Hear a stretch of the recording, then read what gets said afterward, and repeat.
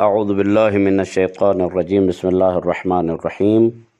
اللہم صل علی محمد وآل محمد وعجل فرجہم وسہل مخرجہم واہلک اعداءہم اجمعین اما بعد فقد قال الرحمن فی القرآن بسم اللہ الرحمن الرحیم ومن يعظم شعائر اللہ فإنها من تقوی القلوب۔ یہ دوسری بحث ہے بقیع کے بارے میں۔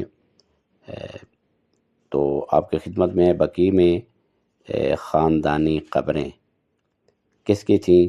تو اس بارے میں مورخین کے بیانات جو اس بارے میں ہیں ان سے یہ نتیجہ لیا جا سکتا ہے کہ مدینہ کے لوگ جو اس سے پہلے اپنے مردوں کو دو عمومی قبرستانوں میں دفن کرتے تھے، جن کے نام بنی سالم اور بنی حرام، یعنی یہ دو قبرستان تھے، ان کے نام ان میں دفن کرتے تھے، اور بعض اوقات اپنے گھروں کے اندر ہی دفن کیا کرتے تھے۔ انہوں نے بقیع کو باقاعدہ قبرستان کے طور پر اس وقت تسلیم کیا جب حضرت عثمان بن مظعون رضوان اللہ تعالی علیہ کی تدفین سن 2 ہجری میں وہاں ہوئی، اور بعد میں حضرت ابراہیم جو کہ نبی اکرم صلی اللہ علیہ وآلہ وسلم کے فرزند تھے سن 10 ہجری میں وہیں دفن کیے گئے۔ تب سے لوگوں نے اس جگہ کی طرف توجہ دینی شروع کی۔ چند صحابہ نے بقیع میں موجود خاردار جھاڑیاں اور درختوں کی جڑیں نکال کر اس جگہ کو اپنے اور اپنے اہل خانہ کی نجی آرام گاہ کے طور پر مخصوص کیا۔ نجی قبرستان جس طرح ہوتے ہیں ان کے مثلا مختلف لوگوں کے، بعض دیگر صحابہ اپنے ان گھروں میں دفن کیے گئے جو بقیع کے متصل واقع تھے، یعنی بقیع کے ساتھ ملتے تھے جن کے گھر، اور بعد میں جب بقیع کا رقبہ بڑھا تو وہ قبریں بھی اس میں شامل ہو گئیں۔ ان قبروں کو ان کی اہمیت اور رسول خدا کے ساتھ نسبت کی بنیاد پر ایک خاص جگہ پر اور ایک دوسرے کے ساتھ ملا کر دفن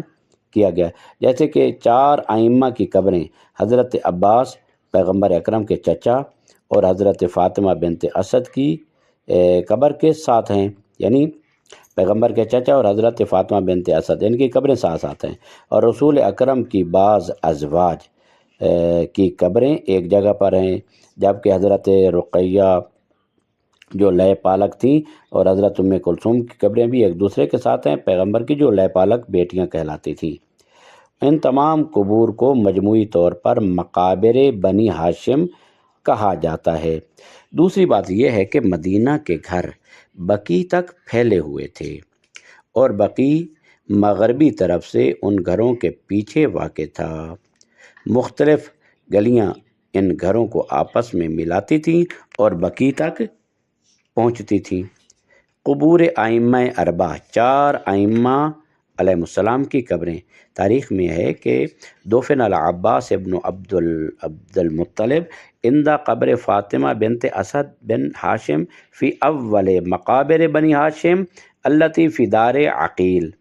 یعنی حضرت عباس ابن عبد المطلب کو بنی ہاشم کے مقابر کے آغاز میں جو کہ دار عقیل میں واقع ہے، یعنی حضرت عقیل کے گھر میں واقع ہے، حضرت فاطمہ بنت اسد کی قبر کے ساتھ دفن کیا گیا۔ صاحب تاریخ المدینہ، تاریخ المدینہ اور عمدۃ الاخبار،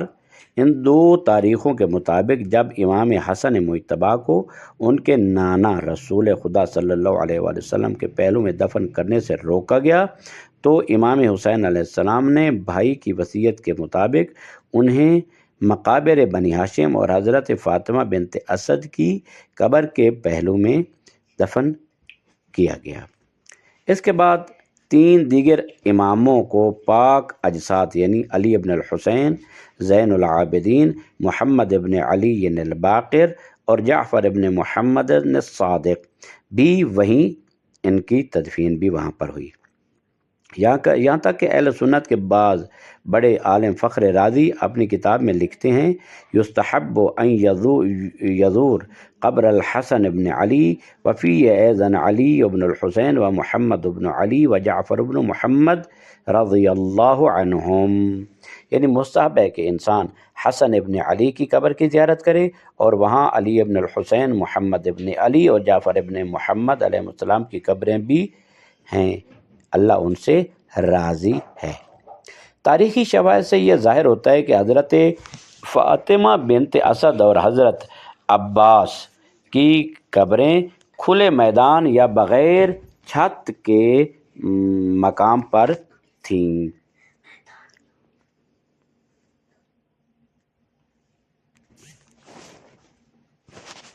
اور حضرت عباس کی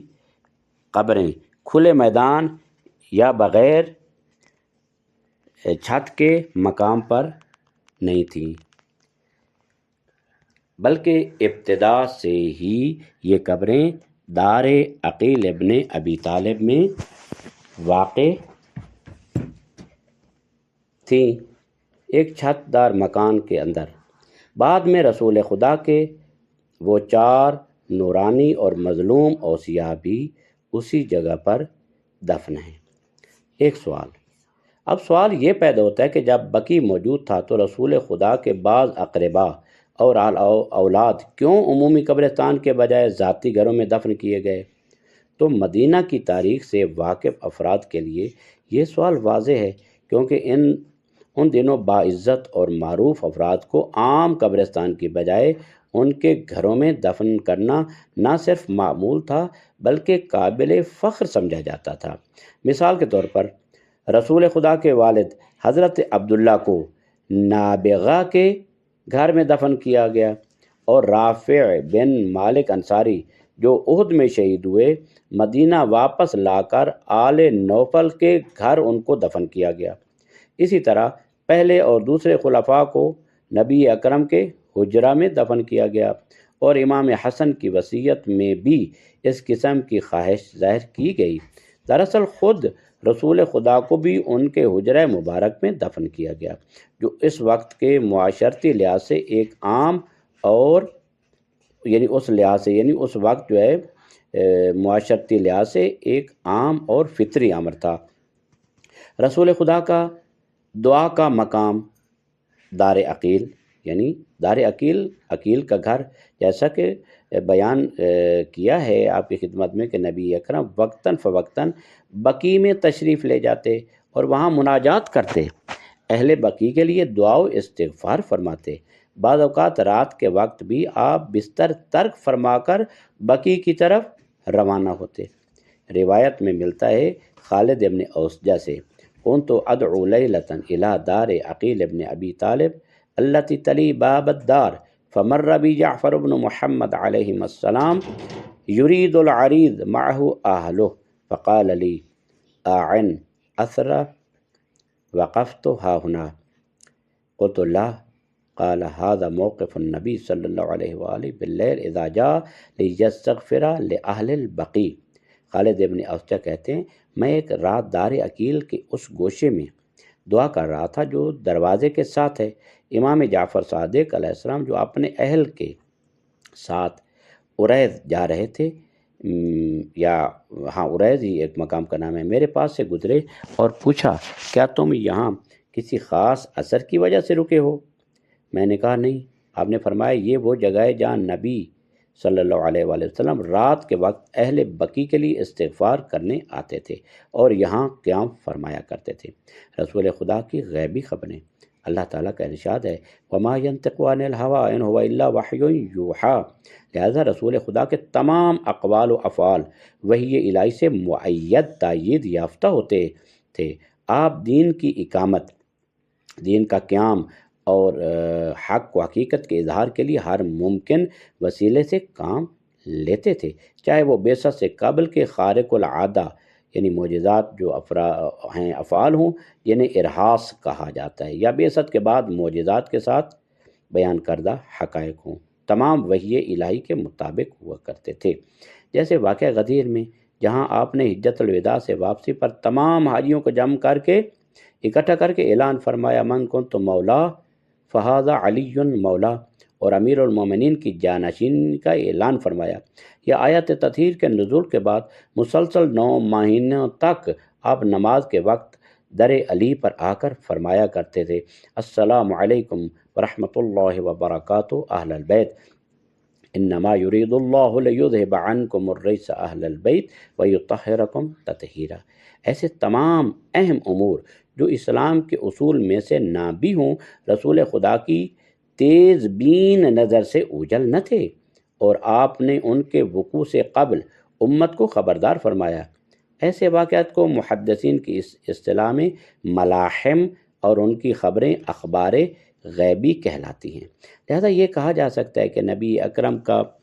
بار بار دار عقیل کے دروازے کے سامنے قیام فرمانا در حقیقت ایک غیبی پیش گوئی اور ملحمہ تھا، جس کے ذریعے آپ مستقبل میں اس گھر کی اہمیت اور اس کی زیارت گاہ بننے کو اجاگر فرما رہے تھے۔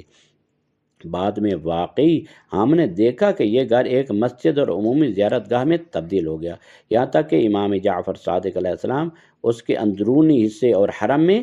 دفن ہوئے۔ اس کے بعد اس مزار پر خوبصورت گنبد اور قبہ بنایا گیا، جو صدیوں تک تعمیر و تزئین کا مرکز رہا۔ لیکن افسوس کہ 8 شوال 1344 ہجری کو اور 1925 عیسوی کو یہ بارگاہ ناپاک استعمار اور شیطان صفت عناصر کے ہاتھوں مسمار کر دی گئی۔ امید ہے یہ انفارمیشنز اور یہ معلومات آپ سب مومنوں اور مسلمانوں کے لیے انشاءاللہ مفید ہوں گی، اور یہ سلسلہ جو ہے انشاءاللہ جاری ہے، اور انشاءاللہ کچھ دروس جو ہیں اور یہ تاریخی سلسلہ آپ کی خدمت میں انشاءاللہ پیش کیا جاتا رہے گا۔ انشاءاللہ آپ اس کو ضرور سنیں گے اور اپنے دل و جان میں اس کو جگہ دیں گے، اور باقی لوگوں کو بھی اس سے مطلع کریں گے کہ بقی کی تاریخ